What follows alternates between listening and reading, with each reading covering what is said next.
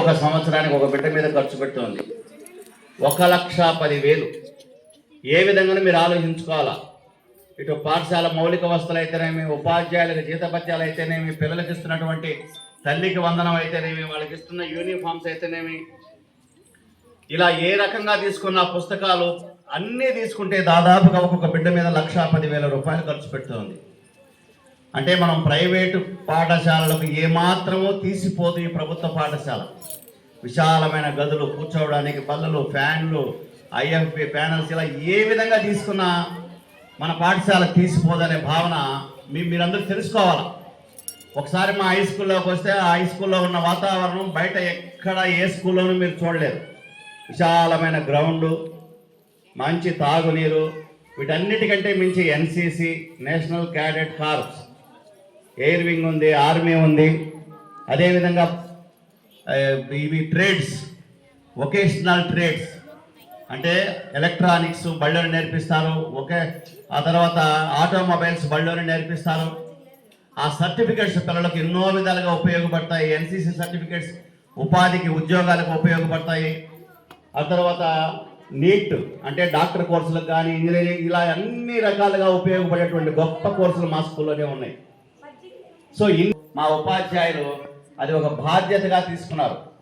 అందుకు నేను నవజయ గారిని, వాళ్ళ టీచింగ్ స్టాఫ్ అందరినీ కూడా మీ కష్టాల దళ్ళ మధ్య వారిని హృదయపూర్వకంగా అభినందిస్తున్నాను. అదేవిధంగా పిల్లలు కూడా మేము వచ్చినప్పుడు వాళ్ళు చూపించే సంస్కారం చాలా చక్కగా ఉంటుంది. వాళ్ళు మాట్లాడే తీరు కానీ, వాళ్ళ ప్రవర్తన కానీ, ఈ డ్రెస్సింగ్ నేను డిగ్రీలో చూస్తాం, యూనివర్సిటీలో చూస్తాం, కాన్వకేషన్స్లో చూస్తాం. ఈ మధ్య ఫిబ్రవరి 20 మొన్ననే మా పాప ఎంబీబీఎస్ డిగ్రీ తీసుకుంటే ఆమె వేసుకుంటే ఆ డ్రెస్ కూడా నేను వేసుకుని ఫోటో తీసుకున్నా. కానీ ఆ స్థాయిని మన ప్రైవేట్ ఇక్కడే ప్రాథమిక స్థాయిలోనే అది ప్రవేశపెట్టి ఇలా పిల్లల్ని ప్రోత్సహించడం అనేది చాలా అరుదుగా ఉంటుంది. సో ఇలాంటి ఉపాధ్యాయుల మధ్య మీ పిల్లలకి భద్రతతో కూడిన విద్య, ఎలాంటి ఒత్తిడి లేని విద్య, మంచి విలువలతో కూడిన విద్య. ఆ పేరే నవజియా. కానీ ఇక్కడ మొత్తం హిందూ మతానికి సంబంధించిన కార్యక్రమాలు అన్నీ జరిగాయి. పూజా పురస్కారాలు కానీ, ప్రార్థనలు కానీ అన్నీ అవే జరుగుతున్నాయి. ఇలాంటి గొప్ప సంస్కారం మన పిల్లలకి అందజేస్తున్నారు ఈ ఉపాధ్యాయులు.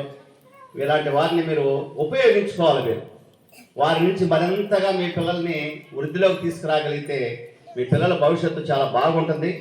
సో ఈ సందర్భంగా వాళ్ళందరినీ కూడా అభినందిస్తూ, ముఖ్యంగా తల్లిదండ్రులు మిమ్మల్ని చూసి చాలా ఆనందంగా ఉందమ్మా. ఈ ప్రభుత్వ పాఠశాలకు మీటింగ్లకు రావడం చాలా అరుదు తల్లిదండ్రులు. అలాంటిది మీరు ఉదయం నుంచి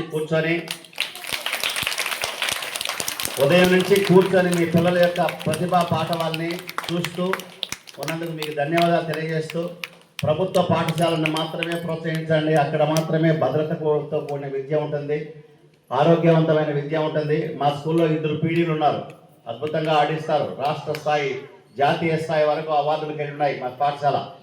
ప్రతి సంవత్సరం జిల్లా స్థాయిలో 2వ స్థానం, మొదటి స్థానం, 3rd స్థాయి, ఇలా అన్ని రకాల ప్రైజులు మావే. అంతేకాకుండా ఈ వొకేషనల్ కోర్సెస్లో కూడా మాకు జిల్లా స్థాయిలో అవార్డు వచ్చింది. సో ఇవన్నీ కూడా మీరు పాఠశాలలో సందర్శించాలి. హై స్కూల్కి రండి ఒకసారి, ఆ వాతావరణం చూడండి. మీ పిల్లలందరినీ 5వ తరగతి పాస్ అయిన వాళ్ళందరినీ తీసుకొచ్చి అక్కడే చేర్చండి. ప్రైవేట్ పాఠశాలకు పోతున్న వాళ్ళు కూడా మోటివేట్ చేసి తీసుకొచ్చి మా పాఠశాలకు చేర్పించండి. ఇలా ప్రభుత్వ పాఠశాలకు మీరు అందరూ సహాయపడండి. మీ పిల్లల భవిష్యత్తుని తీర్చిదిద్దుకుంటారని ఆశిస్తూ ఈ అవకాశం ఇచ్చిన ప్రధాన ఉపాధ్యాయుని మేడం గారికి ధన్యవాదాలు తెలియజేసుకున్నాను.